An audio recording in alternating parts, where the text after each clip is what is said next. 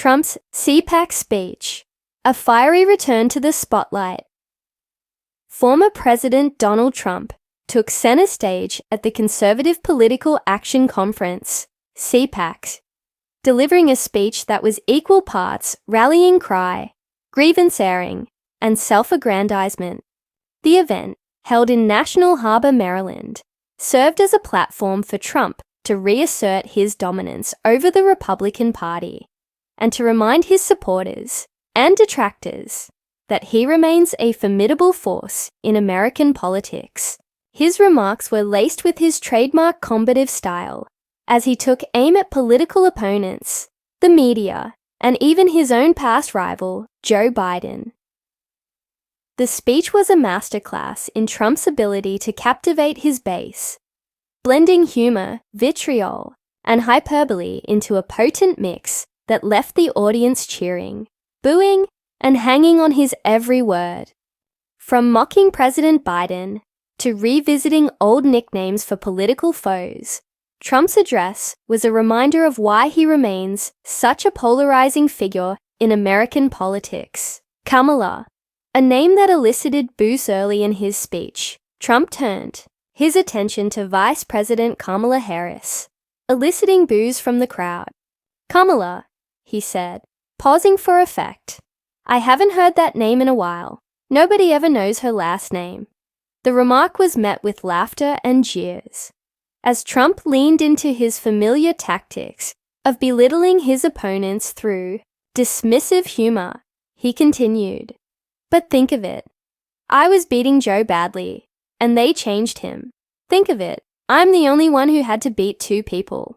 This line was a reference to the 2020 presidential election, where Trump faced off against both Biden and Harris, who joined the Democratic ticket as Biden's running mate.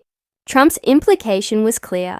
He believed he was on track to win re-election until the Democratic Party consolidated its support behind Biden and Harris. The former president then asked the audience whether they preferred the nickname Crooked Joe or Sleepy Joe for his successor.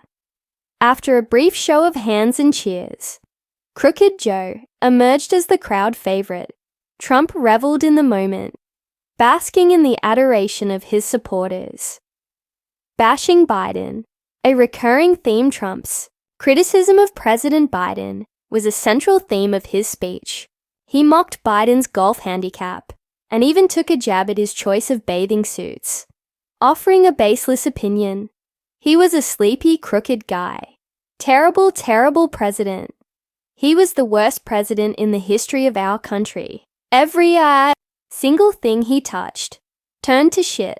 The hyperbolic critique of Biden's presidency was typical of Trump's rhetorical style, which often relies on exaggeration and repetition to drive home his points. While Trump's supporters cheered enthusiastically, his detractors would likely argue that such statements are more reflective of his penchant for personal attacks than of any substantive policy critique.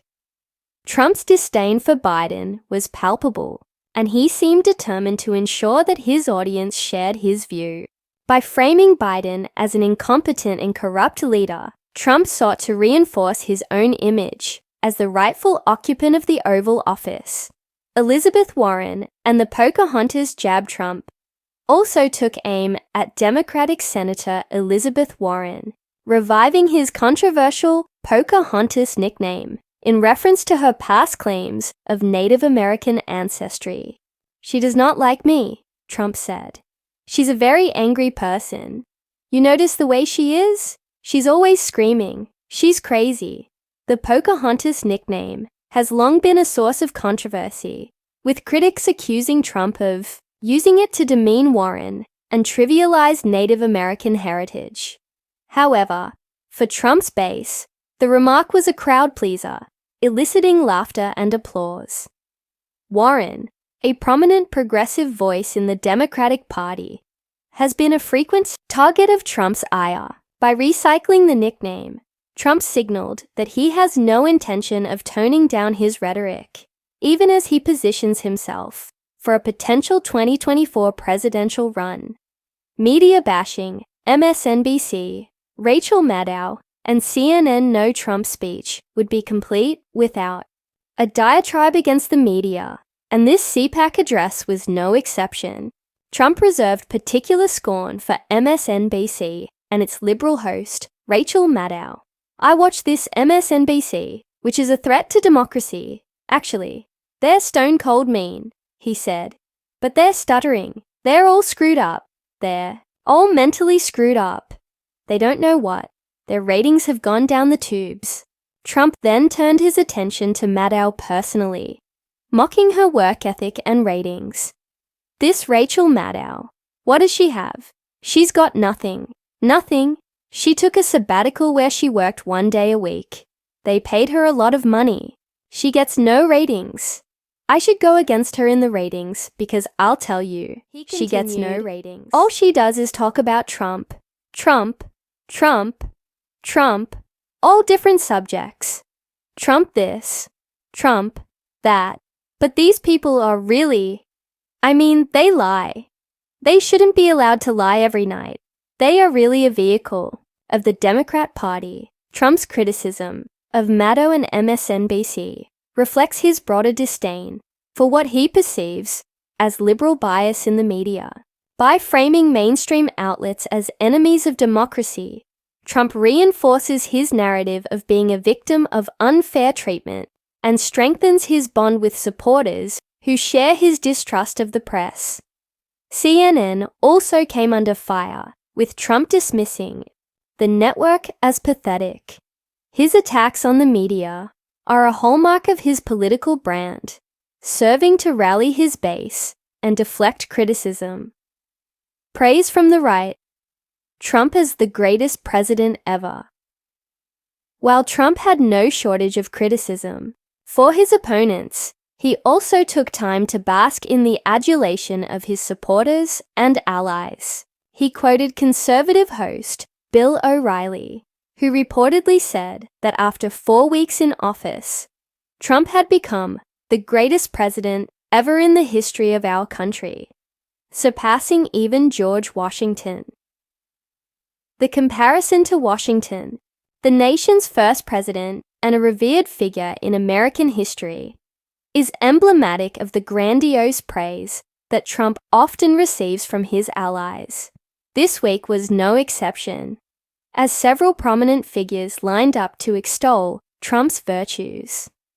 Danny Scavino, a former Trump golf caddy who rose to become White House Deputy Chief of Staff, described his boss as the greatest host in America. Sarah Huckabee Sanders, who served as White House press secretary, went even further, calling Trump maybe the most popular human on the face of the planet right now. She added, "He doesn't sleep. He doesn't expect anyone to sleep either. He's twice my age and has twice my energy." Mike Waltz, the National Security Advisor, claimed that Trump works 21 or 22 hours a day, a statement that strains credulity, but underscores the mythos of Trump as a tireless leader. Doug Burgum, the Interior Secretary, confidently predicted that Trump would receive the Nobel Peace Prize for his negotiations with Russia and Ukraine, despite widespread criticism of his handling of foreign policy. Border Tsar Tom Homan called Trump the greatest president of my lifetime, while Elise Stefanik, the U.S. ambassador-designate to the United Nations, declared him the greatest president in the history of our country. Kristi Noem, the Homeland Security Secretary, topped them all by stating, "Our president wakes up every day knowing he's the greatest president of all time." The disinformation bubble, a reality check, while Trump's allies painted a picture of him as a superhuman leader. Others offered a more sobering perspective. Ukrainian President Volodymyr Zelensky, for instance, has criticized Trump for living inside a disinformation bubble. This bubble, fueled by sycophantic praise and selective narratives, can create a distorted view of reality The danger of such a bubble is that it insulates Trump from constructive criticism and reinforces his belief in his own infallibility. As Zelensky pointed out, the iron law of politics is that all bubbles burst. Whether Trump's bubble will endure remains to be seen, but history suggests that no leader is immune to the consequences of unchecked self-aggrandizement. Conclusion: Trump's enduring influence. Trump's CPAC speech was a reminder of his enduring influence on American politics. Whether through his biting critiques of opponents, his attacks on the media, or his ability to command the loyalty of his base, Trump remains a dominant figure in the Republican Party. As he eyes a potential 2024 presidential run, Trump's speech at CPAC served as both a rallying cry and a warning to his rivals. Love him or loathe him, Trump's ability to captivate and polarize ensures that he will remain a central figure in American politics for the foreseeable future.